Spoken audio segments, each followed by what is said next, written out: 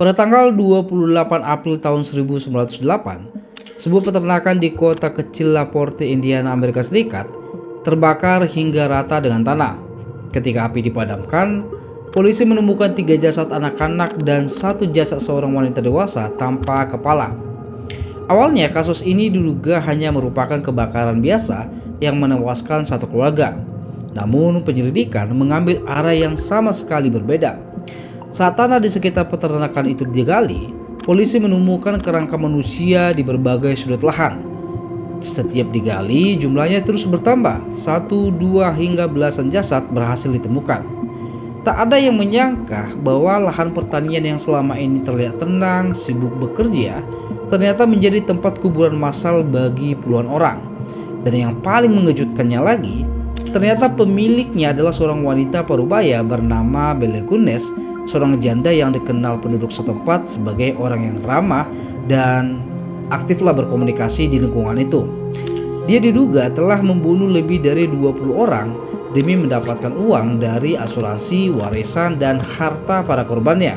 Bahkan sebagian korbannya ternyata adalah orang-orang yang paling dekat dengannya. Untuk memahami bagaimana semua ini bisa terjadi, kita harus kembali ke sebuah desa kecil di Norwegia, tempat di mana kisah Belle Gunness dimulai.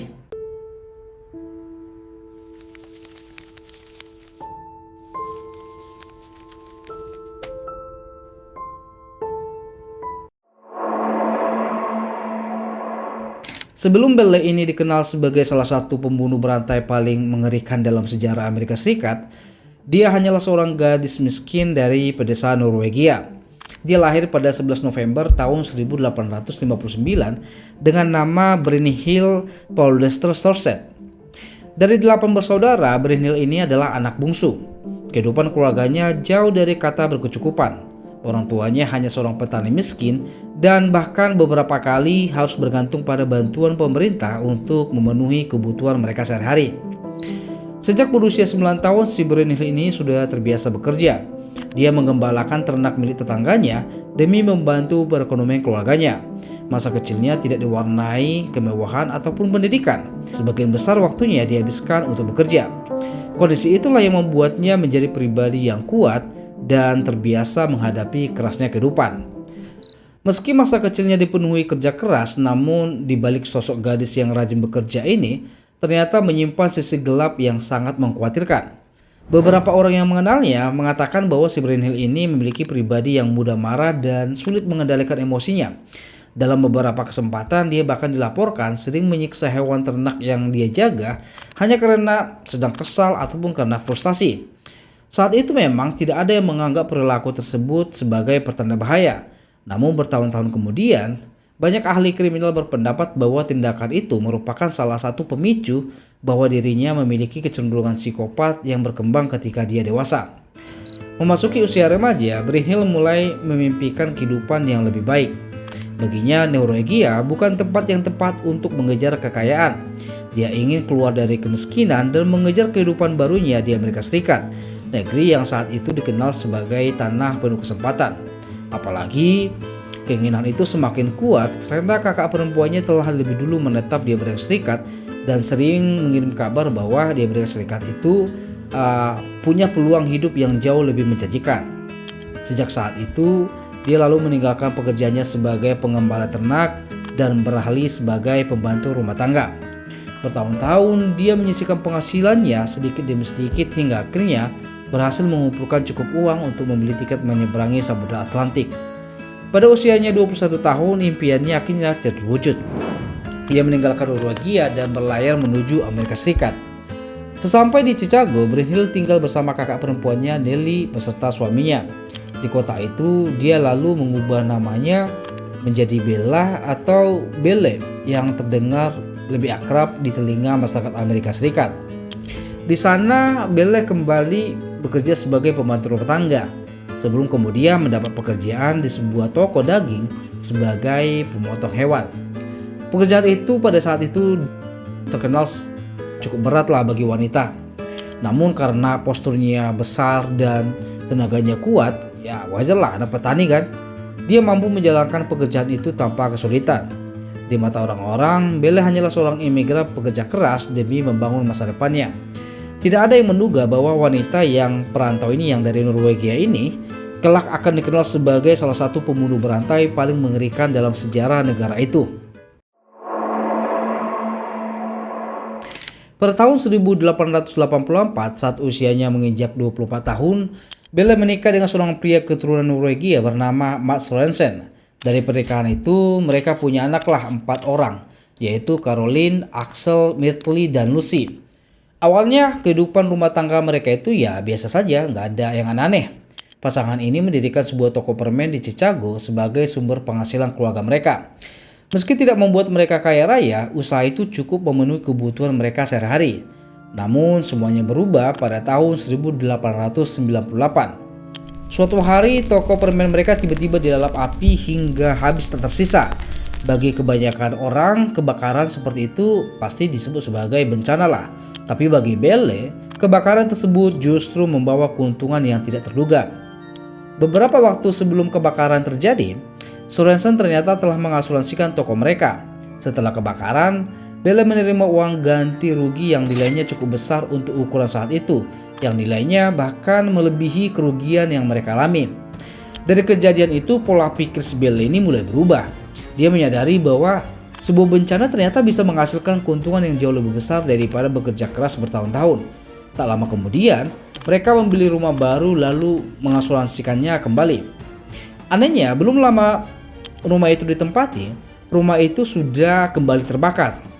Sekali lagi, si Belle ini akhirnya menerima uang klaim dalam jumlah besar. Sebenarnya, 2 kebakaran dalam waktu yang relatif singkat tentu menimbulkan pertanyaan lah. Namun pada zaman itu ternyata perusahaan-perusahaan asuransi tidak terlalu atau tidak punya sistem lah untuk seketat sekarang yang memeriksa setiap kejadian atau setiap kebakaran. Selama tidak ada bukti yang menunjukkan adanya kebakaran atau kesengajaan, peristiwa seperti itu biasanya dianggap perusahaan asuransi sebagai kecelakaan, dan Belle memahami celah itu dengan sangat baik. Namun lama-kelamaan dia mulai berpikir lebih jauh lagi. Kalau sebuah bangunan yang terbakar bisa menghasilkan ribuan dolar, bukankah nyawa manusia bernilai jauh lebih besar? Pemikiran mengerikan itu akhirnya tertanamlah di pikiran dia, dan tragisnya, korban pertama bukanlah orang asing, melainkan orang yang tinggal serumah dengannya. Setelah 2 kali menerima uang asuransi dari kebakaran, kehidupan Belle dan suaminya kembali berjalan normal. Mereka membesarkan keempat anak mereka sambil melanjutkan usaha untuk menghidupi keluarganya. Namun ketenangan itu tidak berlangsung lama. Beberapa tahun kemudian, 2 anak mereka, Caroline dan Axel ini meninggal dunia dalam waktu yang berdekatan. Menurut keterangan Belle, keduanya meninggal akibat penyakit yang saat itu memang umum dan sering berakibat fatal pada kanak-kanak. Tidak ada penyelidikan, tidak ada orang yang curiga, baik keluarga, tetangga, dan pihak berwenang menganggap kematian itu sebagai sebuah musibah. Namun bertahun-tahun kemudian, ternyata penyidik menemukan fakta yang membuat peristiwa tersebut kembali dipertanyakan. Sebelum kedua anaknya meninggal, Belle diketahui telah mengasuransikan nyawa mereka. Setelah Caroline dan Axel wafat, perusahaan asuransi kembali mencairkan uang santunan kepada keluarga itu. Nilainya memang tidak sebesar klaim kebakaran rumah sebelumnya, tetapi sekali lagi Belle menjadi pihak yang memperoleh keuntungan dari sebuah tragedi. Belum sempat kecurigaan itu berkembang, musibah lain kembali terjadi. Jadi pada tahun 1900, suaminya Mads Sorensen ini meninggal secara mendadak. Belle mengatakan bahwa Sorensen meninggal akibat penyakit yang menyerangnya secara tiba-tiba. Namun ada beberapa kejanggalan. Beberapa bulan sebelum kematiannya, Sorensen didaftarkan ke polis asuransi baru dengan nilai pertanggungan yang jauh lebih besar. Yang lebih menariknya lagi, hari kematian Sorensen bertepatan dengan bulan berakhirnya asuransi lamanya.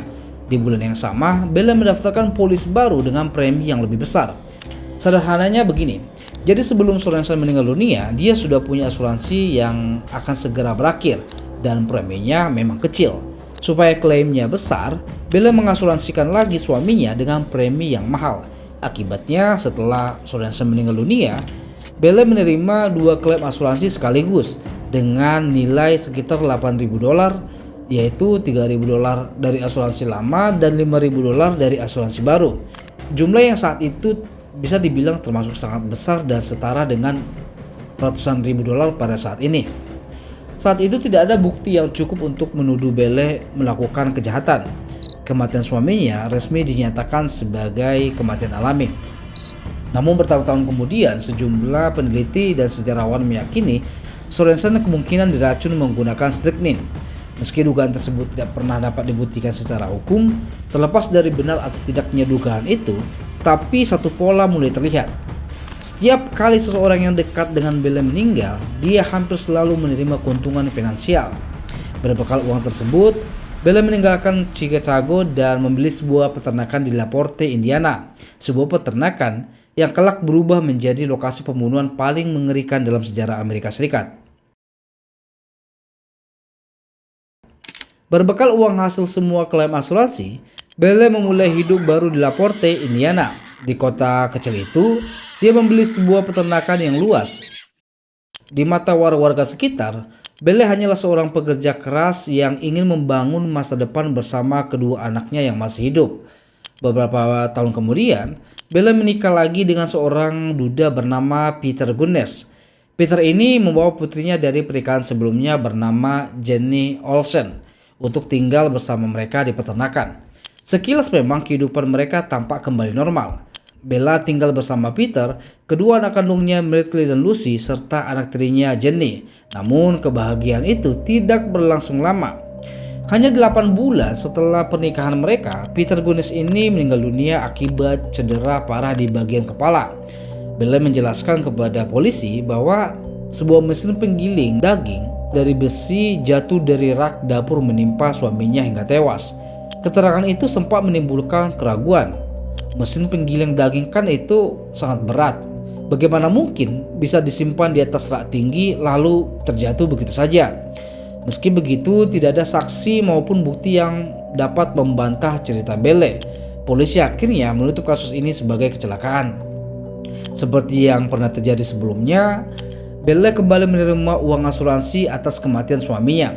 Sayangnya, setelah kematian Peter, Jenny Olsen, putrinya, menjadi korban selanjutnya setelah dia mulai bercerita kepada teman-temannya. Kematian Peter Gunness memang telah dinyatakan sebagai sebuah kecelakaan. Namun tidak semua orang percaya cerita yang disampaikan Belle. Di dalam rumah itu, Jenny sempat bercerita kepada teman-teman sekolahnya dan beberapa tetangganya bahwa ayahnya bukan meninggal karena kecelakaan, namun dibunuh oleh ibu tirinya. Sayangnya informasi itu diketahui Belle dan menganggap Jenny adalah ancaman yang sangat berbahaya. Baginya selama ini semua rencananya berjalan mulus karena tidak ada saksi yang berani berbicara. Jika Jenny dibiarkan terus berbicara kepada publik, kepada tetangga, kepada teman-teman sekolahnya, penyelidikan ini bisa dibuka kembali dan seluruh kebohongannya bisa terungkap. Alhasil Belle melenyapkan Jenny. Ketika para tetangga mulai bertanya kemana si Belle pergi, Bella ini selalu menjawab dengan tenang dan mengatakan bahwa si Jenny telah dikirim ke sebuah sekolah asrama di California untuk belajar musik. Jawaban itu memang terdengar masuk akal, sehingga tak satupun tetangga maupun warga di situ yang meragukannya. Namun kenyataannya jauh lebih mengerikan. Berdasarkan hasil penyelidikan bertahun-tahun kemudian, ternyata Jenny itu diduga telah dibunuh oleh Belle untuk dikuburkan secara diam-diam di area peternakan. Tubuhnya baru ditemukan setelah polisi menggali lahan tersebut pada tahun 1908. Penemuan ini memperkuat dugaan bahwa Jenny memang dibunuh karena mengetahui semua kejadian yang menimpa ayahnya. Dengan hilangnya Jenny, tidak ada lagi orang yang di rumah itu mengetahui apa yang sebenarnya terjadi pada Peter Gunness. Rahasia Belle kembali aman. Dan sejak saat itu pula, sasaran Belle pun berubah. Jika sebelumnya korban-korbannya adalah orang-orang yang berada di lingkaran keluarganya, kini dia mulai mengincar orang asing. Orang-orang yang datang secara sukarela sambil membawa seluruh harta yang mereka miliki. Setelah sumber uang dari asuransi mulai berkurang, Belle menyadari bahwa ia membutuhkan cara baru untuk bertahan hidup. Kali ini, dia menumbuhkan cara yang jauh lebih menguntungkan. Jadi pada abad ke-20, Surat kabar itu sudah menjadi media utama bagi masyarakat untuk mencari pekerjaan, menjual barang, hingga mencari pasangan hidup. Si Belle ini mengambil peluang itu, lalu memasang sebuah iklan yang menggambarkan dirinya sebagai seorang janda kaya pemilik peternakan yang sedang membutuhkan atau mencari suami lah. Sasaran iklannya sangat jelas, pria-pria mapan yang memiliki tabungan, tanah, hingga atau aset berharga. Surat demi surat mulai berdatangan dari berbagai kota.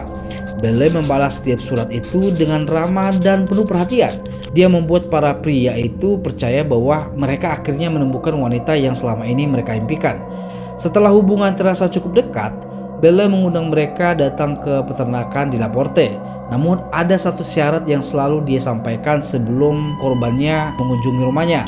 Jika benar-benar ingin memulai hidup baru bersamanya, mereka diminta membawa seluruh uang tunai atau aset berharganya agar bisa langsung digunakan untuk membangun masa depan bersama. Permintaan itu memang terdengar masuk akal bagi banyak pria yang sedang jatuh cinta. Mereka datang dengan membawa seluruh tabungannya, hasil penjualan tanah atau uang warisan mereka yang mereka miliki. Sesampai di sana, para korbannya ini disambut layaknya tamu istimewa. Belle memasak untuk mereka atau memasak makan-makan enak yang penuh dengan daging, mengajak mereka berbincang-bincang hati ke hati, lalu membuat mereka merasa diterima di rumah itu, yang dimana bisa dibilang ini adalah sandiwara bagi para korbannya supaya mereka percaya bahwa Belle ini calon istri yang idaman. Ketika para tamu itu lengah atau saat mereka tertidur, Belle langsung membunuh mereka. Cuman di sini tidak diketahui apakah si Belle ini membunuh dengan pisau atau benda tumpul. Intinya, si Belle ini memburu para korbannya, lalu mengambil seluruh uang dan barang berharganya, kemudian memutilasi jasadnya agar mudah disembunyikan dan agar mudah dikuburkan lah. Tapi yang paling mengerikan ternyata beberapa bagian tubuh korbannya itu ternyata digunakan untuk jadi makanan ternaknya lah. Agar tidak menimbulkan kecurigaan, Belle menyebarkan berbagai alasan kepada keluarga korban. Ada yang disebut pulang ke kampung mereka, ada yang dikatakan berubah pikiran dan membatalkan pernikahan, dan ada pula yang seolah-olah menghilang tanpa jejak, seperti kayak baru bertamu gak cocok langsung pergi gitu loh. Jadi semakin banyak korban yang datang, semakin besar pula kekayaan Belle. Setelah mendapat uang cukup banyak, Belle mempekerjakan seorang pria bernama Ray Lemhir. Awalnya si Ray ini hanya bertugas mengurus peternakan. Namun lambat laun dia jadi tahu bahwa ternyata bisnisnya si Belle ini tidak hanya peternakan aja, tetapi bisnis kematian lah. Dan sejak saat itu Ray juga menjadi terlibat lah dalam kisah kelam Belle Gunness ini. Selama bertahun-tahun, bisnis Lonely Hearts ini atau bisnis pencarian jodoh ini berjalan nyaris tanpa hambatan. Pria-pria datang membawa seluruh harta mereka lalu menghilang begitu saja. Belle mulai merasa dirinya tidak mungkin tertangkap. Namun setiap kejahatan pada akhirnya selalu menyisakan satu kesalahan. Kesalahan itu adalah Andrew Helgelin. Andrew ini adalah seorang pria asal Dakota Selatan yang tertarik pada iklan pencarian jodoh milik Belle. Setelah saling berkirim surat selama beberapa waktu, Andrew ini akhirnya berkunjunglah ke rumah atau ke peternakan Belle. Seperti korban-korban sebelumnya, dia membawa uang dalam jumlah besar dengan harapan dapat memulai kehidupan baru bersama wanita yang dicintainya. Namun setelah tiba di Laporte, Andrew tidak pernah lagi terlihat. Hari berganti minggu, minggu berganti bulan, tidak ada satupun surat yang dikirim Andrew kepada keluarganya. Hal itu membuat kakaknya, Ashley Helgelin, mulai merasa ada sesuatu yang tidak beres. Andrew ini dikenal selalu memberi kabar ketika dia pergi jauh ataupun menginap ke suatu tempat. Namun pada saat ini, dia tidak memberikan kabar atau surat kepada abangnya. Lalu abangnya pun merasa bahwa kok adik gua nggak ngirim kabar ya? Biasanya dia ngirim kabar gitu loh. Dan akhirnya Ashley kemudian mengirim suratlah kepada Belle. Dia memberitahu bahwa dia ingin datang ke peternakan di Laporte untuk mencari sang adik. Bagi Belle ternyata surat itu adalah ancaman terbesar yang pernah dia hadapi. Untuk pertama kalinya Belle ini merasa posisinya tersedesak. Jika Ashley nanti datang dan membawa pihak berwenang, seluruh kejahatannya selama ini akan terbongkar dan bisa dipenjara bahkan dihukum seumur hidup. Dan di tengah ketekanan itu, Dia lalu menyusun rencana yang paling berani dalam sejarah hidupnya. Sebuah rencana yang akan membuat seluruh dunia percaya bahwa Bela Lugones ini telah meninggal dunia. Surat dari Ashley Halligan ini ternyata membuat Belle sadar bahwa waktunya hampir habis. Jika keluarga Andrew datang ke Laporte dan melibatkan polisi, penyelidikan terhadap para pria yang pernah mengunjungi peternakannya hampir pasti akan dimulai. Belle membutuhkan cara untuk menghapus semua jejaknya. Pertama, dia menarik seluruh uangnya dari beberapa bank di Laporte. Setelah itu, dia membeli minyak tanah dalam jumlah besar. Kedua, Belle mengundang seorang wanita yang baru saja dikenalnya lalu dibunuh saat berkunjung ke rumahnya untuk mengambil identitasnya dan menjadikan tubuh pengganti agar semua orang percaya bahwa dia telah tewas. Dan yang paling tragis, Belle membunuh kedua anak kandungnya yang masih tinggal bersamanya, yaitu Myrtle dan Lucy. Dia membunuh anaknya ini supaya tidak ada lagi seorang pun yang dapat menghalangi pelariannya. Pada malam hari tanggal 28 April tahun 1908, peternakan itu akhirnya dibakar dan hingga menyisakan puing-puing. Ketika api berhasil dipadamkan, polisi memeriksa lokasi kebakaran tersebut. Di antara runtuhan, mereka menemukan jasad Myrtle, Lucy, dan Jenny. Tak jauh dari mereka, ditemukan pula jasad seorang perempuan dewasa tanpa kepala. Polisi menduga bahwa jasad tersebut adalah Bela Lugones yang tewas dalam kebakaran. Di saat yang sama, perhatian penyidik tertuju pada Ray Lemhill, seorang pekerja yang pernah membantu Bella mengelola peternakan. Ray diketahui memiliki hubungan yang kurang baik dengan Bella dalam beberapa bulan terakhir, sehingga dia dicurigai sebagai pelaku pembakaran. Dia lalu ditangkap dan dihadapkan ke pengadilan. Bagi masyarakat Laporte pada saat itu, kasus ini sudah selesai karena penjahatnya sudah ditangkap dan Ray layak dihukum pada intinya. Namun penyelidikan belum benar-benar berakhir. Saat menjalani persidangan, Ray memberikan kesaksian yang mengubah arah kasus ini yang awalnya kebakaran menjadi pembunuhan berantai. Mereka tidak hanya memeriksa puing-puing rumah, tetapi mulai menggali tanah di sekelilingnya. Apa yang ditemukan ternyata jauh lebih mengerikan daripada kebakaran itu sendiri. Selama ini Ray dikenal sebagai pekerja yang mengurus peternakan Belle. Namun banyak warga yang percaya hubungan Belle dengan Ray itu bukan sekedar majikan dan karyawan, tapi juga ada hubungan asmara. Karena itulah Ray dituduh membakar rumah tersebut akibat rasa cemburu setelah Belle ini menjauh darinya.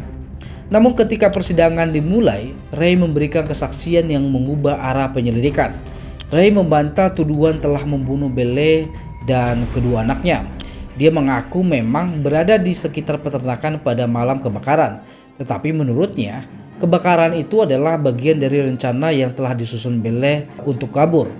Ray bahkan menyatakan bahwa jasad perempuan tanpa kepala yang ditemukan polisi bukanlah Belle yang sesungguhnya, melainkan seorang perempuan lain yang sengaja dijadikan pengganti agar semua orang percaya bahwa Belle itu telah meninggal. Kesaksian itu terdengar sulit dipercaya. Namun, Ray juga mengungkapkan sesuatu yang jauh lebih mengejutkan. Dia mengatakan bahwa selama bertahun-tahun Belle menjalankan bisnis pencarian jodoh untuk memancing pria-pria kaya datang ke peternakannya. Setelah mereka membawa uang barang berharga mereka, Belle membunuh mereka lalu memotong tubuh mereka dan menguburnya di sekitar peternakan. Bahkan Ray mengaku ikut membantu Belle menguburkan beberapa korban.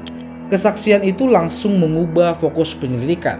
Polisi kembali ke peternakan itu dan mulai menggali hampir seluruh lahannya. Satu demi satu, kerangka manusia ditemukan terkubur di berbagai sudut lahan. Sebagian jasad masih dapat dikenali dari barang-barang pribadi yang ditemukan di dekatnya, sementara lainnya sudah tidak lagi utuh. Di antara korban yang berhasil diidentifikasi terdapat Jenny Olsen, anak tiri Belle yang disebut bersekolah di California. Polisi juga menemukan jasad Andrew Helgelin bersama beberapa korban lain yang sebelumnya dinyatakan hilang. Temuan itu mengubah seluruh arah penyelidikan. Kasus yang semula dianggap sebagai kebakaran kini berkembang menjadi salah satu penyelidikan pembunuhan berantai terbesar dalam sejarah Amerika Serikat. Pengakuan Ray Lemhir mendorong polisi menggali hampir seluruh area peternakan Belagones. Semakin dalam polisi menggali, semakin banyak korban yang ditemukan. Temuan itu akhirnya menggemparkan seluruh Amerika Serikat. Ribuan orang berdatangan ke Laporte untuk melihat langsung lokasi yang kemudian dijuluki sebagai peternak kematian. Hingga penyelidikan berakhir, sedikitnya belasan korban berhasil ditemukan. Namun banyak sejarawan meyakini jumlah korban sebenarnya jauh lebih banyak. Beberapa meyakini bahwa Bele itu telah membunuh lebih dari 20 orang, bahkan ada juga yang menduga jumlahnya bisa mencapai 40 orang. Sementara itu, Ray dinyatakan bersalah atas kasus pembakaran dan dijatuhi hukuman penjara. Namun jaksa tidak bisa membuktikan bahwa Ray ini terlibat dalam pembunuhan para korbannya. Namun beberapa waktu setelah menjalani hukumannya, Ray meninggal dunia akibat tuberkulosis. Menjelang akhir hidupnya, dia terus mengkampanyekan atau seringlah mengulang-ulang kalimat yang sama. Belagones nggak mati, Belagones nggak mati. Itulah selalu disampaikan kepada sesama narapidana maupun sipir pada saat dia ditahan. Tapi karena dia adalah seorang napi, ucapannya itu dianggap sebagai bualan. Tetapi hingga hari ini, misteri tersebut belum pernah benar-benar terpecahkan. Tidak ada catatan resmi yang memastikan bahwa si Bele ini masih hidup. Namun tidak ada pula bukti yang benar-benar mengatakan bahwa perempuan tanpa kepala yang ditemukan polisi itu adalah dirinya. Yang pasti, nama Belagones masih bertengger sebagai salah satu pembunuh berantai paling mengerikan dalam sejarah Amerika Serikat. Dia menjadikan cinta sebagai umpan, kepercayaan sebagai senjata, dan kematian sebagai sumber kekayaan. Namun kasus ini masih meninggalkan satu pertanyaan yang belum pernah memiliki jawaban pasti. Apakah dia benar-benar tewas dalam kobaran api atau berhasil menghilang dan membawa seluruh rahasianya hingga akhir hayatnya? Kalau menurut kalian, apakah Belagones benar-benar meninggal dalam sebuah kebakaran itu atau justru berhasil lolos dan hidup dengan identitas baru? Tulis ya pendapat kalian di kolom komentar.